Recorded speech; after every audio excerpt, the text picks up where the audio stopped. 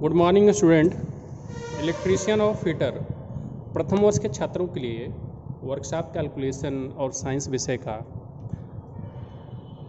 हम लोग अध्याय 12 पढ़ रहे हैं। आज इस अध्याय का 8वां वीडियो क्लास है, जिसमें हमने इस अध्याय का नाम है मेंसुरेशन। मेंसुरेशन का मतलब है क्षेत्रमिति। तो इस अध्याय में हमने पिछले 7 वीडियो क्लासेज में पढ़ा क्या है, तो उसमें हमने जो विभिन्न ज्यामितीय आकृतियां हैं, जैसे कि वर्ग के बारे में पढ़ा, वर्ग की प्रॉपर्टी और आयत की प्रॉपर्टी, मतलब वर्ग के गुण और आयत के गुण को हमने पढ़ा। फिर दूसरी बात ये थी कि वर्ग और आयत में एक मतलब टू द पॉइंट अगर आपको अंतर समझाना है तो अंतर क्या होगा, तो वो आपको बताया गया।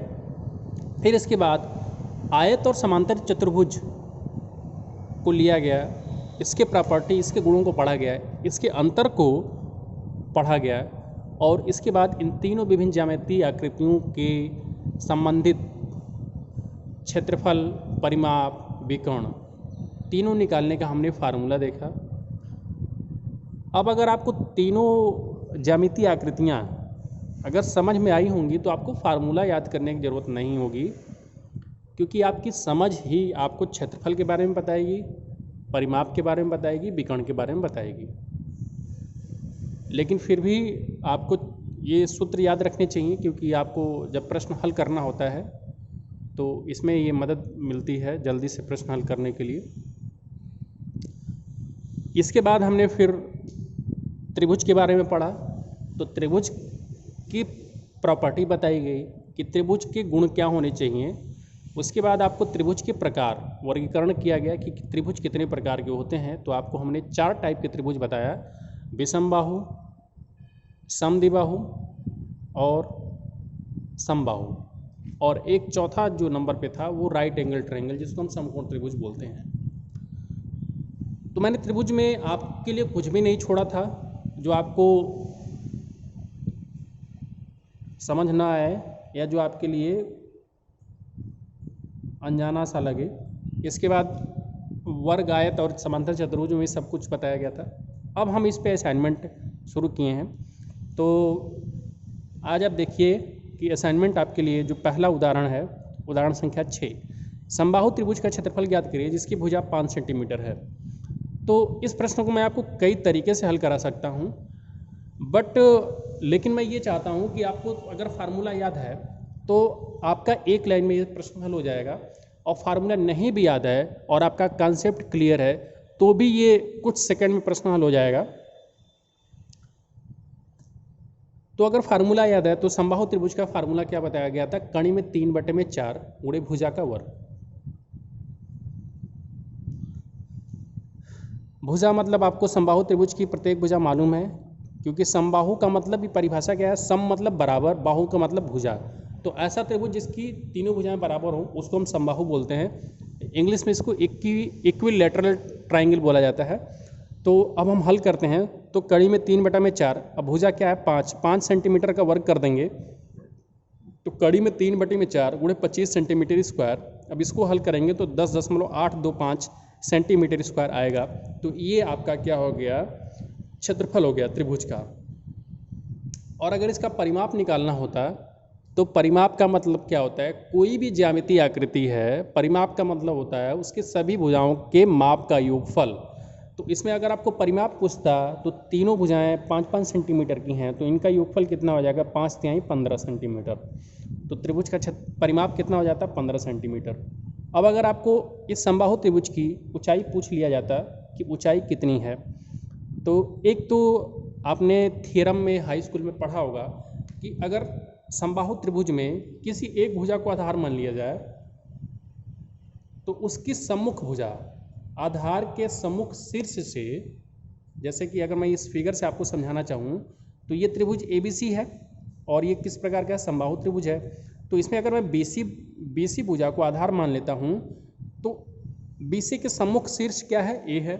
A से अगर मैं BC पे लंब डाल दूँ तो ये जो लंब होगा ये BC को अर्थात कि आधार को 2 बराबर भागों में विभाजित कर देगा। तो थोड़ी सी मैं रचना आपको दिखा देता हूँ। यहाँ से मैंने लंब डाल दिया इस समबाहु त्रिभुज में, तो ये 90 डिग्री का कोण हो गया, ये 90 डिग्री का कोण हो गया। और जैसे ही हमने लंब डाला मान लीजिए कि ये आधार BC के D पॉइंट पे लंब है, D बिंदु पे, तो ये जो लंब है इस समबाहु त्रिभुज को दो त्रिभुजों में विभाजित कर दिया, दो समकोण त्रिभुजों में। हमने आपको एक गुण जो सबसे मेन प्रॉपर्टी थी कि ये दो भागों में विभाजित कर देता है, तो अगर ये 5 सेंटीमीटर का आधार था तो ये कितना हो जाएगा 2.5 सेंटीमीटर, और ये भी कितना हो जाएगा 2.5 सेंटीमीटर। तो ये प्रॉपर्टी आपको याद रखना चाहिए कि ये समबाहु त्रिभुज के लिए भी वैलिड है, मतलब समबाहु त्रिभुज में भी ये प्रॉपर्टी सही होता है, और समद्विबाहु में भी सही होता है, लेकिन विषमबाहु त्रिभुज में ये सही नहीं होता है। तो यहाँ से अगर आप देखेंगे तो आपको इस त्रिभुज को लेंगे ACD, तो AC क्या हो गया कर्ण हो गया, CD क्या हो गया आधार हो गया, AD क्या हो गया लंब। तो यहाँ से पाइथागोरस लगा करके आप AD अर्थात त्रिभुज की ऊंचाई मालूम कर सकते हैं।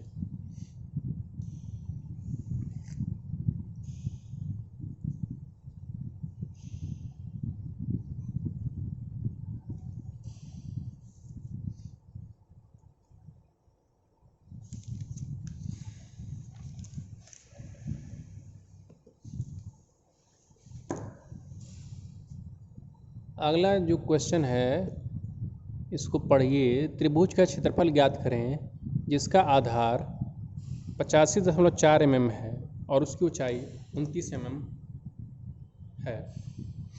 तो इस त्रिभुज का आपको क्षेत्रफल ज्ञात करना है।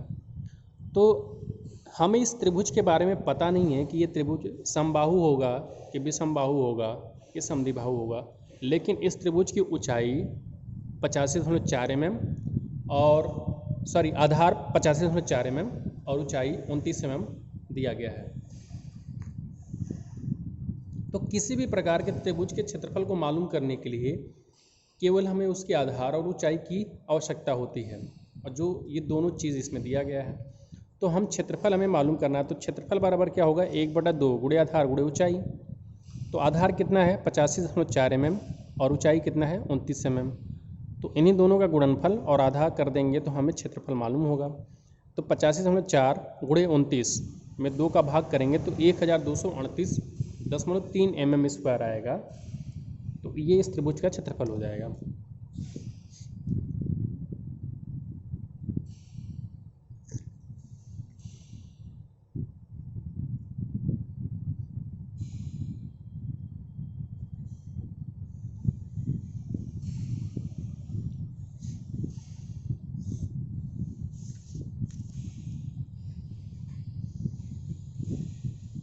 अगला जो क्वेश्चन है कि त्रिभुज का क्षेत्रफल 30 वर्ग सेंटीमीटर है, इसका आधार 10 सेंटीमीटर है, तो इसकी ऊंचाई ज्ञात करना है।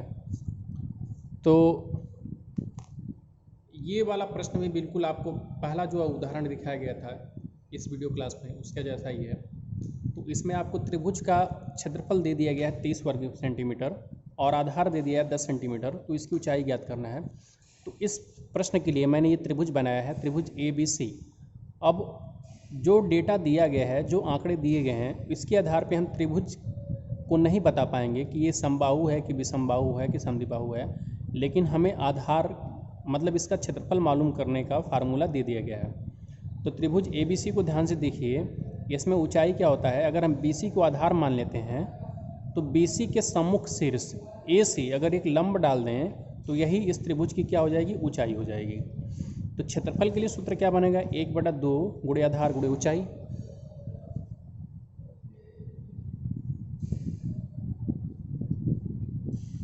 क्षेत्रफल के लिए सूत्र क्या बनेगा 1/2 गुणे आधार गुणे ऊंचाई। तो क्षेत्रफल के जगह पे क्षेत्रफल प्रश्न में दिया गया तो हमने रख दिया 30 वर्ग सेंटीमीटर बराबर 1/2, आधार का मान दे दिया गया है 10 सेंटीमीटर, ऊंचाई हमें मालूम नहीं है, ऊंचाई को हम h मान लेते हैं, तो 10 सेंटीमीटर गुणे h। अब इसी को पक्षांतर करेंगे तो h बराबर क्या हो जाएगा 60 वर्ग सेंटीमीटर बटे में 10 सेंटीमीटर, क्योंकि 2 का तिर्यक गुणा 30 में हो जाएगा तो ये 60 हो जाएगा और बटे में 10। तो ऊपर जो स्क्वायर सेंटीमीटर था नीचे के सेंटीमीटर से कट जाएगा और 10 का भाग देंगे 60 में तो 6 बढ़ जाएगा, तो ये क्या आएगा 6 सेंटीमीटर।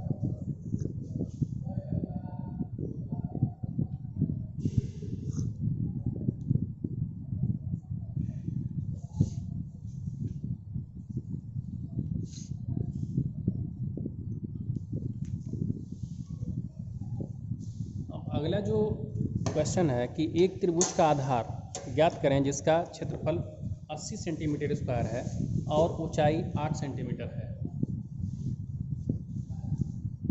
तो त्रिभुज हमने बना लिया है इस प्रश्न के लिए। आप देखिए त्रिभुज कैसा बनाया गया है। तो त्रिभुज हमने ABC बना लिया जिसका आधार हमने BC मान लिया। तो BC अगर हमने आधार मान लिया तो BC के सम्मुख शीर्ष A से हमने BC पे एक लंब डाल दिया है, तो यही इस त्रिभुज की ऊंचाई होगी और इस ऊंचाई को हमने H मान लिया। अब चूंकि इस त्रिभुज का क्षेत्रफल 80 वर्ग सेंटीमीटर दिया गया है, आधार नहीं मालूम है तो आधार को हमने x सेंटीमीटर मान लिया और ऊंचाई आपका दिया गया है तो H है और H 8 सेंटीमीटर हो जाएगा।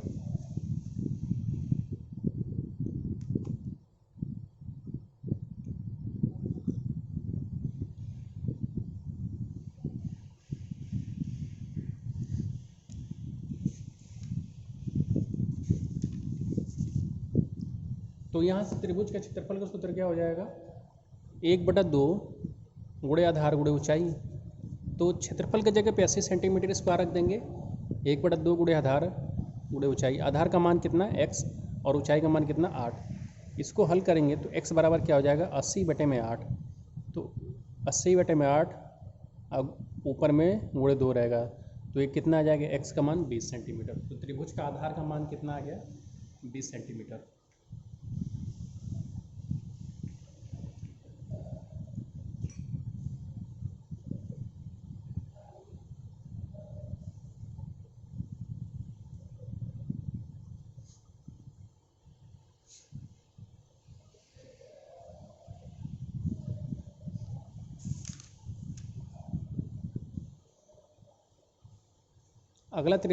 अगला प्रश्न देखिए कि एक समकोण त्रिभुज की तीसरी भुजा क्या होगी अगर अन्य दो छोटी भुजाएं 30 सेंटीमीटर और 40 सेंटीमीटर है।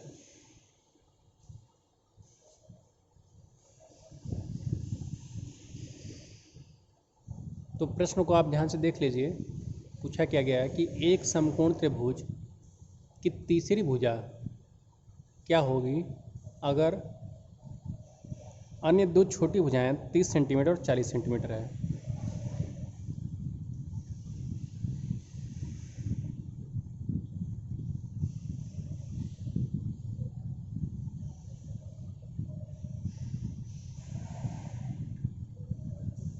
तो सबसे पहले इस प्रश्न को अगर आप ध्यान से पढ़ेंगे तो इसमें आपको त्रिभुज का प्रकार बता दिया गया है कि समकोण त्रिभुज है और समकोण त्रिभुज की जो दो छोटी भुजाएं आपको दे दी गई हैं उनका माप कितना है 30 सेंटीमीटर और 40 सेंटीमीटर है।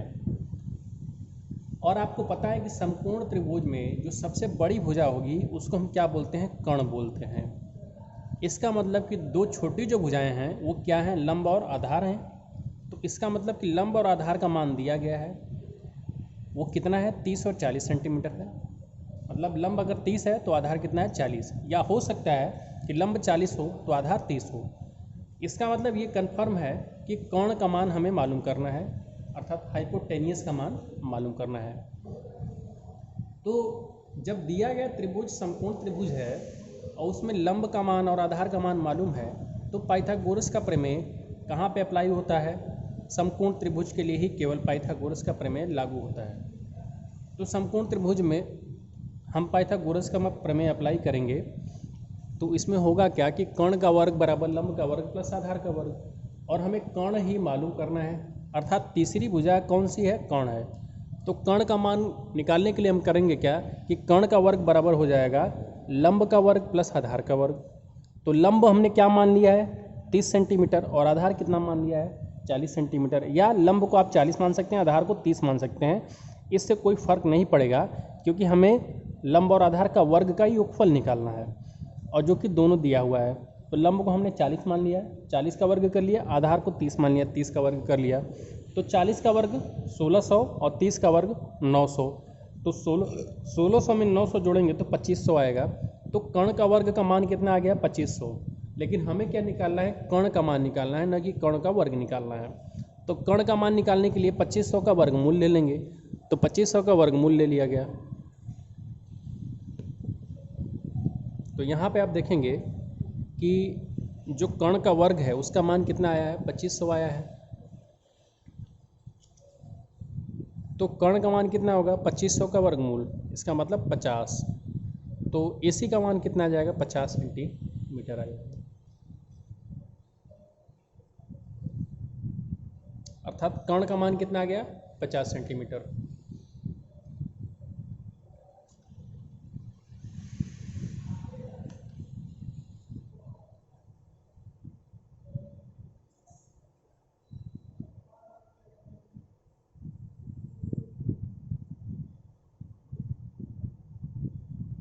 अब अगला जो क्वेश्चन है कि त्रिभुज का क्षेत्रफल और परिमाप ज्ञात करें यदि भुजाएं 15 mm, 17 mm और 8 mm क्रमशः हैं।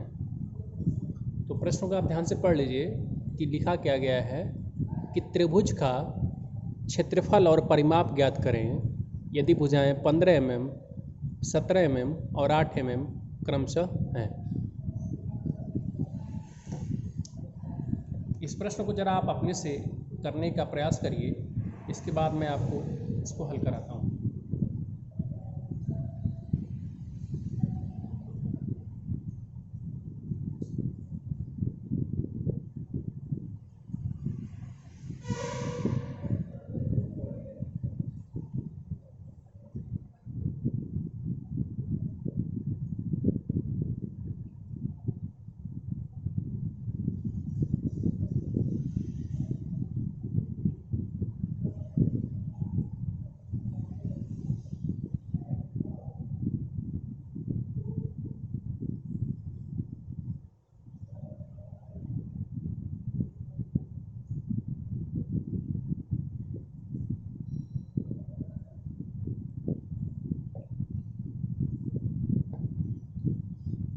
तो जैसा कि आप इस प्रश्न को देख रहे हैं कि आपको दिया क्या गया है कि त्रिभुज का क्षेत्रफल ज्ञात करिए और परिमाप ज्ञात करिए कि अगर भुजाएं 15 mm, 17 mm और 8 mm है, तो भुजाओं के आधार पे त्रिभुज का जो हमें पता लग रहा है कि वो त्रिभुज कैसा है, विषमबाहु त्रिभुज है।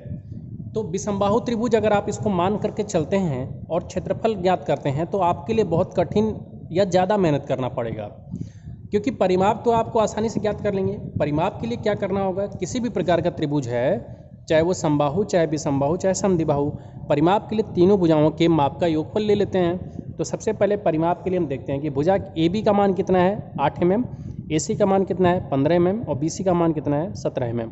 हमने इस त्रिभुज का नाम दे दिया गया है ABC। तो भुजा AB 8 mm, AC 15 mm और BC 17 mm। तो तीन भुजाएं, तीनों का मान अलग अलग है। इसका मान 8 है, इसका मान 15, इसका 17। इसका मतलब ये त्रिभुज विषमबाहु लग रहा है। तो सबसे पहले हम इसका परिमाप ज्ञात करने दें। परिमाप के लिए क्या होगा, तीनों भुजाओं का योगफल हो जाएगा। तो 8 + 15 + 17, तो ये करेंगे तो कितना हो जाएगा, 8 + 15 + 17 करेंगे तो 40 mm। इसका मतलब त्रिभुज का जो परिमाप है वो 40 mm आ गया। लेकिन क्षेत्रफल निकालने समय जब आप क्षेत्रफल निकालेंगे तो एक त्रिभुज का फार्मूला होता है क्षेत्रफल निकालने के लिए कि कौणी में S, S - A, S - B, S - C। और S का मान कैसे निकलेगा, S का मान निकलेगा परिमाप का आधा करेंगे तो S जो होता है वो परिमीटर का आधा होता है। और परिमीटर क्या होगा, 8 + 15 + 17, इसका आधा। तो S का मान कितना हो जाएगा 40/2, इसका मतलब 20। तो S का मान कितना आ गया 20 आ गया, अर्थात अर्ध परिमाप कितना आ गया 20। तो यहाँ से निकाल सकते थे 20 - 8, 20 - 15 और 20 - 17। यहाँ से भी आपका उत्तर आ जाता है। लेकिन अगर आप इसको करेंगे तो आपका समय ज़्यादा लग रहा है। यहाँ पे थोड़ा सा आप ध्यान देंगे तो इसको एक और तरीके से करा जा सकता है। आप देखेंगे कि क्या इन दो भुजाओं के वर्गों का योगफल तीसरी भुजा के वर्ग के बराबर है। अगर बराबर है तो ये कैसा हो जाएगा, समकोण त्रिभुज हो जाएगा। तो एक बार हम करते क्या हैं, 8 का वर्ग करेंगे तो 64 हो जाएगा और 15 का वर्ग करेंगे तो 225 हो जाएगा। और 64 में 25 जोड़ेंगे तो कितना आएगा 289। और 289 तीसरी भुजा अर्थात 17 के वर्ग का बराबर है। तो 17 का वर्ग भी 289 होता है और 8 का वर्ग और 15 का वर्ग भी का योगफल भी 289 होता है। इसका मतलब कि इसमें पाइथागोरस का प्रमेय क्या हो गया, लागू हो गया। और जब पाइथागोरस का प्रमेय लागू हो गया तो इसका मतलब कि कैसा त्रिभुज है, समकोण त्रिभुज है। और समकोण है तो जो तीसरी बड़ी भुजा होगी वो कर्ण होगी। तो बड़ी भुजा कौन सी है सबसे? 17 mm, तो ये कर्ण हो गया। बाकी जो दो भुजाएं बची हुई हैं उनमें एक लंब होगा एक आधार होगा। तो क्षेत्रफल निकालने का फार्मूला क्या होता है? क्षेत्रफल बराबर होता है 1/2 गुणे लंब गुणे आधार। ठीक है, 1/2। अब हमें लंब और आधार कौन है हमें नहीं मालूम करना है, हमें बस उन दोनों का गुणनफल का आधा करना है। तो लंब को हमने 15 मान लिया, आधार को 8 मान लिया। तो 15 गुणे 8, इसको करेंगे तो 2 चौको 8 और 15 चौको 60। तो 60 वर्ग mm हमारा क्या हो जाएगा? क्षेत्रफल हो जाएगा। तो आज की इस वीडियो में इतना ही। वीडियो देखने के लिए धन्यवाद।